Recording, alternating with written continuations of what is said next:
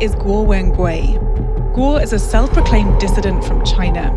But he's now a wanted man in his homeland. The charges he's facing are very He is charged with serious. fraud and money laundering, and as International CBS 2's money Alicia laundering. Reed explains. Controversial Chinese billionaire Guo Beijing Wengui is seeking his arrest. Guo Wengui is also known as Miles Kwok. In the public eye, this name may be accused of being a criminal, but Miles also has tremendous support for his innocence. Free Miles Kwok! How did a Chinese tycoon end up in a U.S. jail without bail? Why is he the eyesore of both the U.S. and Chinese governments? I think you are potentially China's #1 enemy. The government, not the people. Some say he's a hero, others a villain.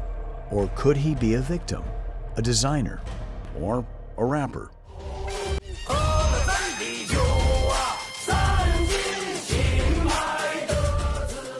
Let's delve deeper to uncover the truth. Who is Miles Kwok? Born in 1968, Miles came from a poor village in China's Jilin province called Zhaozhago. His parents worked hard to raise 8 boys. Miles was the 7th. Miles grew up knowing what it was like to be hungry and cold. During the Cultural Revolution, the whole country was in chaos, and Miles caught the urge to thrive rather than just survive. At 7, he was selling popsicles in the village. By 12, watches and jeans. At 13, he had his own steamed bun shop. And by 15, he was fixing and flipping motorcycles. Afterwards, Miles moved back to his roots in Shandong. As a teenager, Miles was the guy known for the best motorcycles around. In 1985, he met the woman who'd become his wife, and soon they started a family. During this time, Miles's youngest brother remained by his side.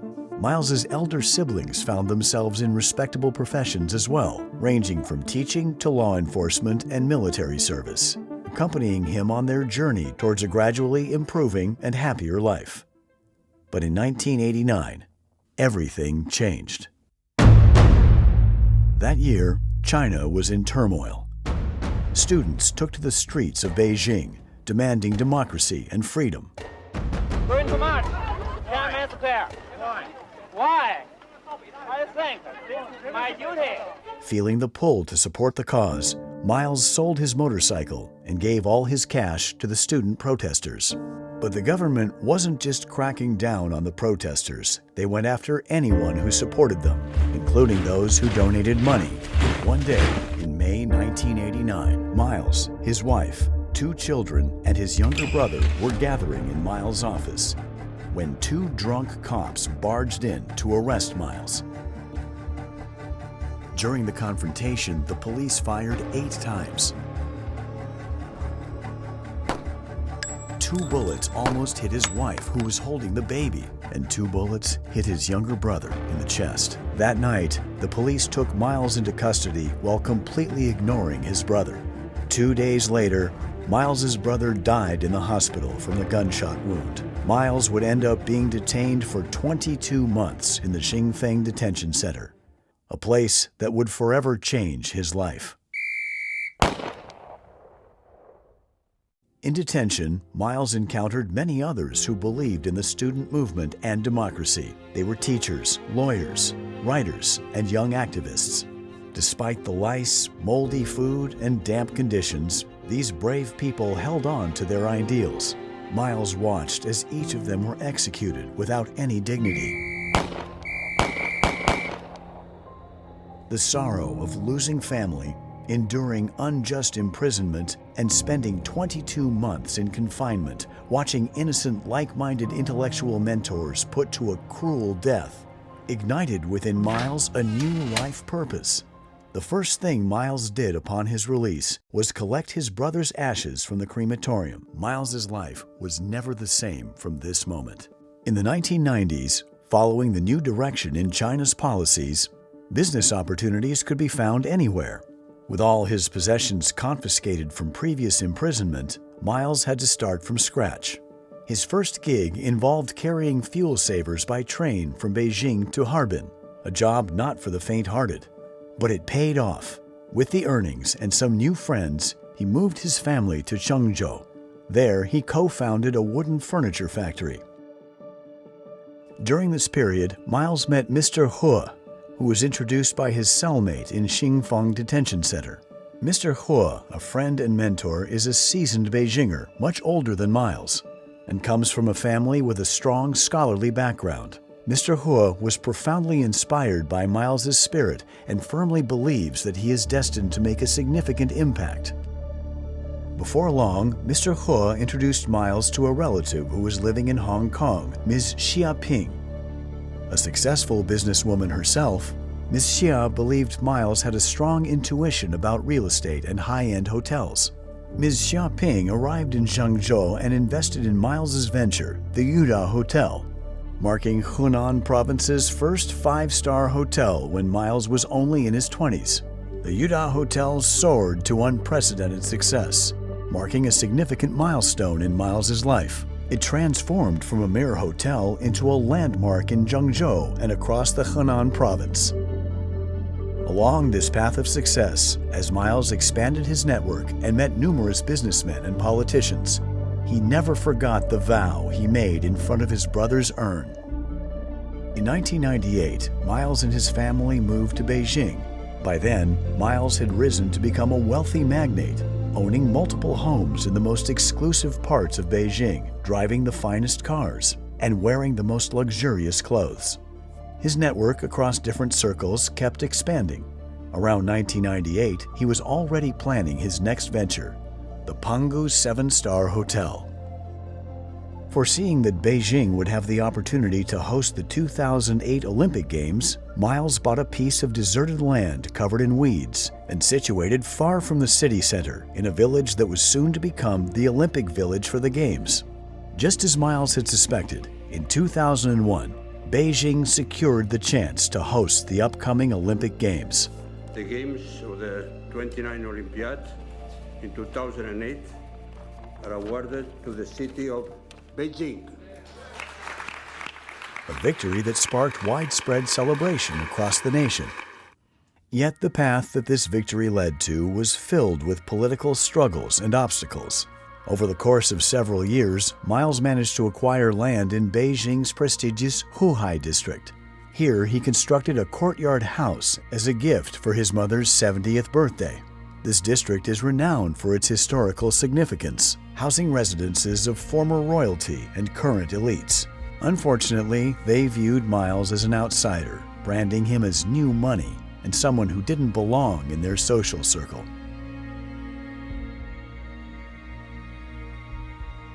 Pangu Hotel hit some major roadblocks right out of the gate. Construction was left hanging by Liu Zhuhua, who served as Beijing's deputy mayor and the brains behind the Olympic construction. Liu was the first to flex his muscles with his shady agenda to get his hands on this great piece of land, all to please one of his lovers. In 2003, Pangu fell victim to confiscation. Miles reported Liu Zhuhua's misconduct with video evidence to the authorities, leading to Liu Zhuhua's arrest. Pangu was then unsealed and returned to Miles. It seemed like Miles had won, but behind the scenes, Liu Zhuhua and his crew were plotting their revenge. When completed in 2008, Pangu Hotel outshone even the Yuda Hotel with its remarkable achievements. It brought great honor to China during the Beijing Olympics, earning admiration from numerous foreign media outlets and celebrities. This period marked the golden age for Miles and his family. It was also during this time that Miles's network extended far beyond China, with celebrities from various countries gathering at his Pangu residence. By this time, he and his family business had already become renowned on the Huron Rich List in China, with private jets, hundreds of cars, millions of pieces of antique furniture, and countless designer clothes. However, amid all the fame and fortune, Miles never forgot his original mission and goals. In 2013, there was a significant upheaval in the CCP government. Xi Jinping launched the so-called anti-corruption campaign, which essentially aimed to eliminate any potential political opponents. 坚持零容忍的态度不变，做到有案必查，有腐必惩，让腐败分子在党内没有任何藏身之地。 As a result, numerous former high-ranking Chinese officials were ousted. Some were even arrested. Leading the charge was Wang Xishan, a former big shot in Beijing, who was once Liu Zhuhua's boss and friend. This crackdown turned China upside down, and Miles and his family were right in the middle of it. According to the internet, the Guo family was already a major shareholder of Founder Securities at that time, and also held a large number of shares in other stock exchanges. Of course, high-ranking CCP officials had long been eyeing to carve up this lucrative business. Within the circle of Beijing politicians Miles befriended was a close friend named Ma Jian, who served as the deputy minister of the Ministry of State Security at the time. As Ma Jian held numerous pieces of incriminating evidence against Wang Xishan, he became the center of a state-led investigation and was subsequently arrested. Wang Xishan suspected that Miles also held incriminating evidence against him. At the end of 2013, anticipating Wang Xishan's move to arrest him, Miles flew to Hong Kong, but Wang Xishan's retaliation had just begun. On January 10, 2015, while Miles was visiting in the UK, Pangu Plaza was swarmed by dozens of police cars and hundreds of officers encircling the building.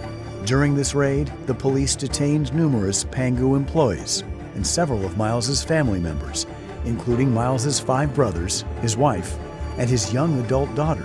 Using force during these types of raids was commonplace for the CCP, and so it was at Pangu that day. Police violently cleared out all the offices, using force on innocent employees. Miles would get a call a few hours after this horrible event.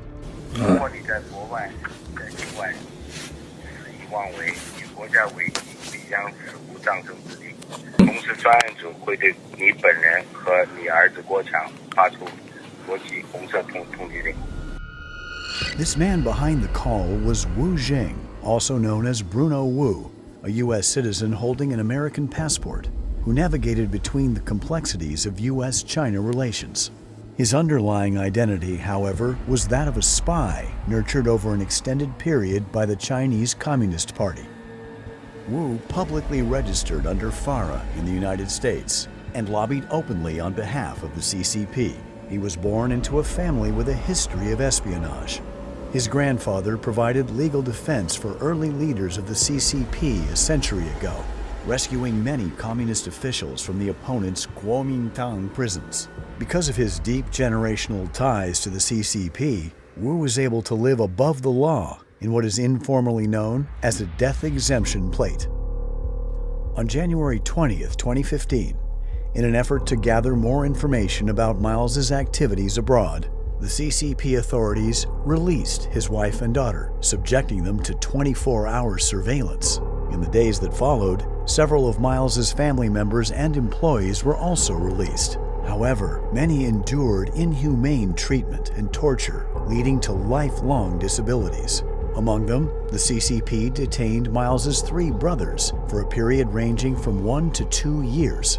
The CCP also established a special task force that appeared daily at Miles's company, conducting comprehensive surveillance of finances and personnel.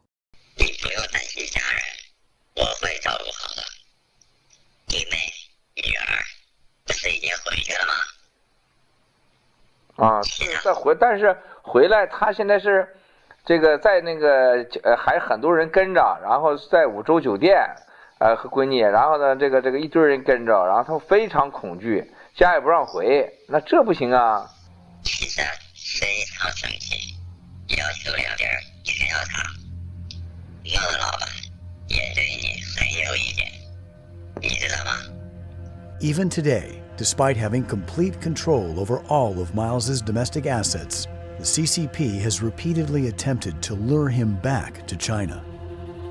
At the end of 2016, the Dalian task force arrested Miles's daughter and his brother once again, using this as leverage to compel Miles to return to China to cooperate with the CCP.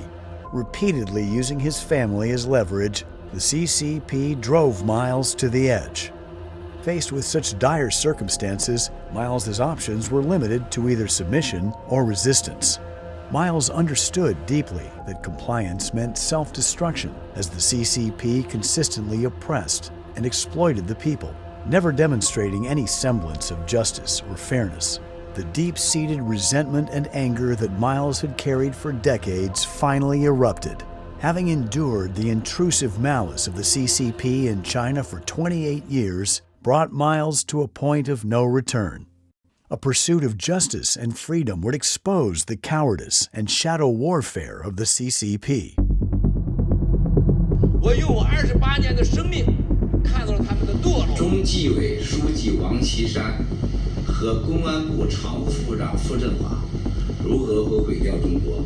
不能是真正的腐败者去所谓就反腐，那可能是真反腐吗？郭文贵就是一面镜子，不但照妖还照假，真的假不了，假的真不了，一切都是刚开始。谢谢。我不是什么神医。On January 26, 2017, Miles decided to sit in front of the camera. This marked his first ever public interview, making him the first Chinese individual to openly defy the Chinese Communist Party on camera and speak out against it. At this time, Miles's concerns extended beyond his family and career. He had abandoned all he had accomplished in the first half of his life and ventured onto a path that was both more difficult and more meaningful. Yet the core of the CCP responded to Miles's actions with a mixture of anger and fear, determined to erase him completely. In addition to being interviewed by certain overseas Chinese media outlets, Miles launched the whistleblower movement on YouTube, utilizing live streams and short videos to share his story. Twitter also became his platform for sharing disclosure whistleblowing documents. However, the CCP's efforts to suppress Miles had already reached the United States. In April 2017, his Twitter account faced its first temporary suspension, even though Miles had already amassed a considerable number of followers. On April 17, 2017, the CCP issued a red notice against Miles in an attempt to discredit him globally. In comparison to the scarce coverage of Miles's revelations, this news was extensively broadcast by major media outlets in China. 2 days later, the Voice of America interview was abruptly terminated by the host due to Miles's attempt to disclose information about the Wang Xishan family and Hainan Airlines. This marked the first instance of a broadcast interruption since VOA began airing in 1942. The host verified in subsequent interviews that they had been instructed by senior CCP officials to abruptly terminate the program. The former senior CCP official, Liu Yanpeng, repeatedly sought to arrange another meeting with Miles in an attempt to achieve reconciliation. He tried to persuade Miles to cease his public revelations by appealing to his and Miles's personal relationship and emphasizing national security concerns. As a CCP representative, Liu Yanpeng also promised to release his family and employees. 这个郭美和他母亲，他们娘俩就要到你这儿去团聚了。我们也营造点好的氛围。大家都冷静一下。你要敢跟我拍胸脯，说从5月3号，从明天开始，你就不发生了。我今天夜里边我不睡觉，我去一家一家去跑去，我也能保证明天开始，这边也什么声音都没有。 While it may seem like Liu was acting in good faith, this would prove to be the brewing of a deceitful scheme. In May 2017, Miles's family and Liu, along with CCP officials, flew from Beijing to New York. Little did Liu know that the scheme he and 3 other CCP operatives devised to secretly arrest Miles had already come under surveillance by the U.S. government. On May 24th, Liu and 3 other CCP operatives were stopped by the FBI on their way to Washington, where they were informed that they had violated U.S. laws. Despite the fact that the CCP was instructed not to meet Miles again and were given 48 hours to leave the United States, they did not comply. Liu contacted Miles and arranged to meet again the following day. Soon after their meeting, Liu hurriedly left for the airport. Upon their arrival at the airport, the FBI seized all of their electronic devices. The FBI also reached out to Miles to inquire about his situation. Due to the FBI's intervention, Miles's wife and daughter were able to remain in the United States. Unfortunately, Liu Yanping's departure did not mark the end of the CCP's activities. Another high-ranking CCP official, Sun Lijun, who was in Washington at the time, had a tactical conversation with Miles in yet another attempt to coerce Miles to return to China. 文贵兄啊，你还真的这次是误解我了。我来呢是美国司法部邀请的，主要就是来谈这个网络安全合作的。而且呢，我到了美国之后呢，已经跟他们谈了2轮了，谈的也都不错。你也可以问他们，在谈的当中，包括 FBI 也在，我只字未提郭文贵3个字。He lied. He was in New York and building up his connections for a new plan, lobbying for Miles's deportation.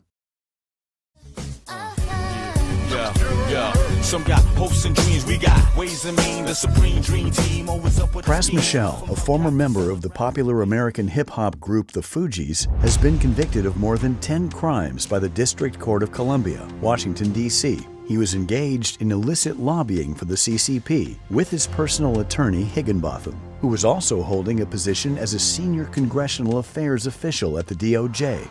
He not only participated in the many attempts to deport Miles, earning millions, but also assisted Joe Lowe in money laundering activities in the United States. On May 8, 2017, Joe Lowe, Pras Michel, and Elliot Broidy, Deputy Finance Chairman of the Republican National Committee at the time, flew to Shenzhen together, where they spent the entire day in discussions with Sun Lijun, the then Vice Minister of Public Security, who had been waiting for them at the Four Seasons Hotel.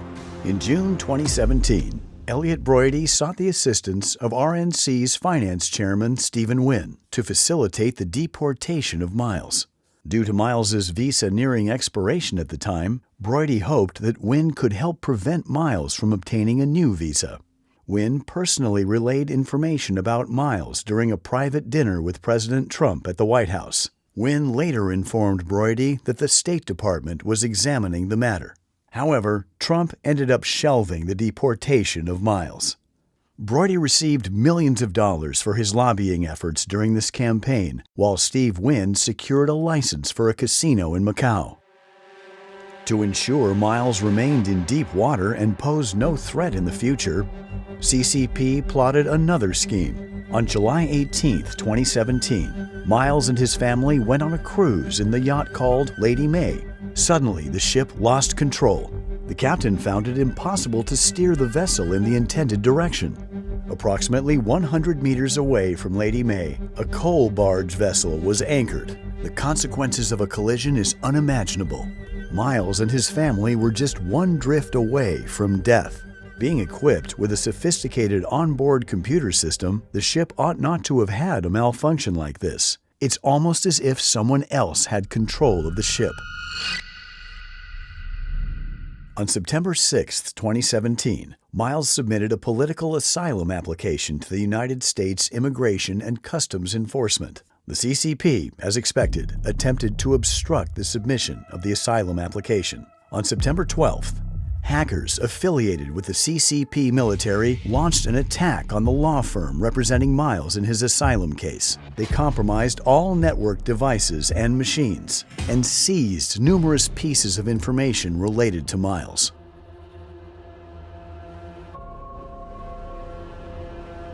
Despite everything that had happened, Miles's efforts to counter the Chinese Communist Party persisted. By this time, Miles had already gained significant influence. October 2017, Miles was invited to give a speech at the Hudson Institute, a U.S. think tank based in Washington, D.C., to disclose more information about high-ranking CCP officials and their ties to Hainan Airlines. The speech was scheduled on October 4th. However, just a day before the event, Miles was informed that the speech had been postponed, that is, effectively canceled. The organizers offered different explanations for the cancellation multiple times, but eventually admitted it was because of threats from within the Chinese Communist Party. The day after his speech was canceled, Miles opted to hold a press conference at the National Press Club in Washington, D.C., where he officially unveiled intelligence regarding corruption within the Wang Xishan family and Hainan Airlines. He also revealed the CCP's big plan to corrupt the free world by using media, money, sexual bribery, and fomenting unrest in the United States. Miles sounded a worldwide alarm about the CCP emerging as a global concern affecting everyone. However, Miles's message was not embraced or adopted by the mainstream media in the United States. Instead, extensive negative coverage in American media outlets led to widespread bias against Miles. His Twitter account was permanently suspended on August 17, 2018. Is there any pressure from the Chinese government to block his account? No, Senator. We reviewed a report on that account and analyzed it through regular channels using our regular procedures. The blocking was not of the account in its entirety, but I believe was of specific posts that violated our policy. So you can testify today that you did not come under pressure from the Chinese government or any of its representatives or people working for them to block his account or to block whatever it is you blocked. I want to make sure I'm being precise and clear. We did receive a report from representatives of the Chinese government about the account. We analyzed that report as we would any other.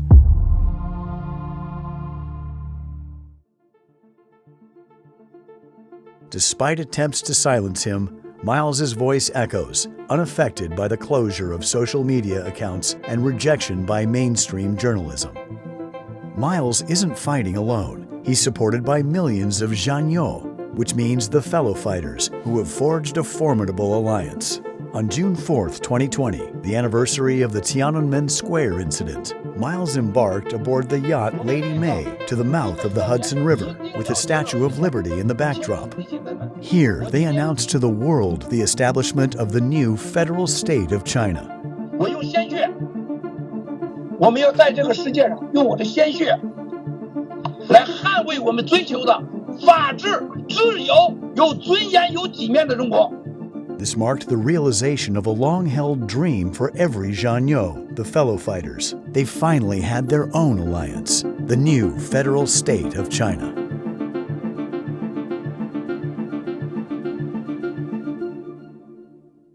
Meanwhile, those who deal with the devil have had their fate sealed with a price tag. On January 27, 2018, following an article in the Wall Street Journal about sexual harassment of female employees, Steve Wynn announced his resignation as the finance chairman of the RNC. On May 17, 2022, Wynn was sued by the Department of Justice for violating federal laws by engaging in illegal lobbying and failing to register as a foreign agent.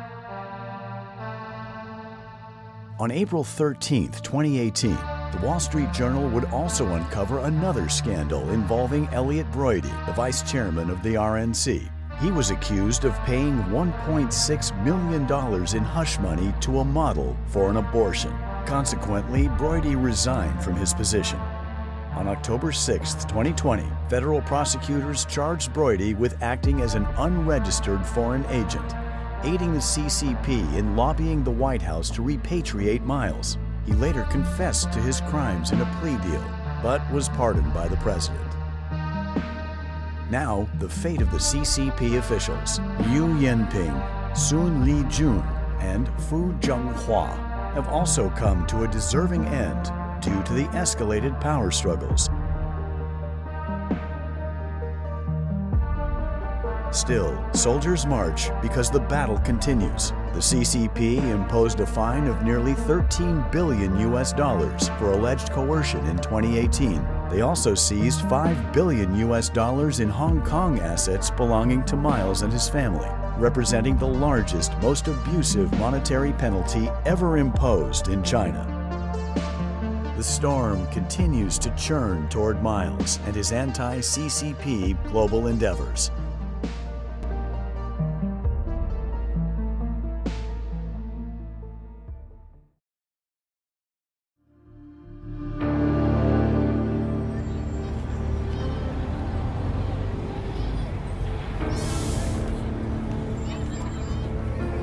That's a story for another time.